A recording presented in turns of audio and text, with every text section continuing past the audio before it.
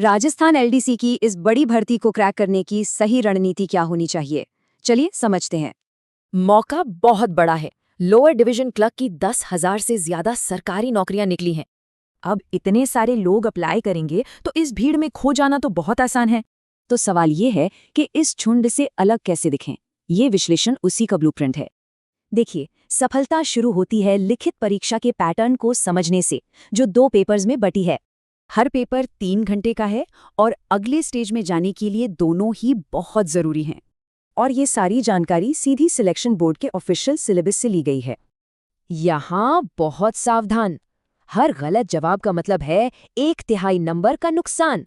Accuracy बहुत जरूरी है। तो फिर वो कौन से सब्जेक्ट्स हैं जो असल में गेम चेंजर साबित होंगे?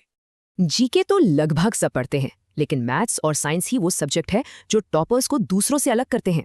मैथ्स और रीजनिंग के लिए इन किताबों से कॉन्सेप्ट्स भी बनेंगे और एग्जाम वाली प्रैक्टिस भी होगी।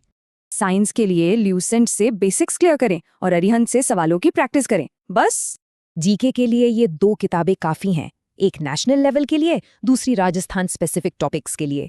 लिखित परीक्षा तो हो गई, पर सिलेक्शन की कहानी यहीं खत्म नहीं होती। असली पड़ाव तो अब है स्किल टेस्ट। स्किल टेस्ट के 4 हिस्से हैं, 2 हिंदी के और 2 इंग्लिश के। इसमें स्पीड और फॉर्मेटिंग दोनों देखी जाएगी।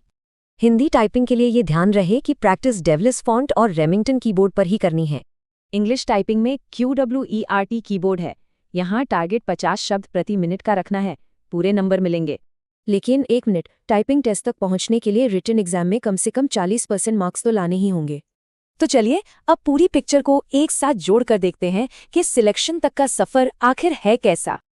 ये है पूरा रास्ता, सीईटी स्कोर से शॉर्टलिस्टिंग, फिर रिटन एग्जाम, स्किल टेस्ट और आखिर में फाइनल मेरिट लिस्ट। तो ये रहा पूरा ब्लूप्रिंट। अब फैसला आपका है, भीड़ का हिस्सा बनना है या उसे लीड करना है।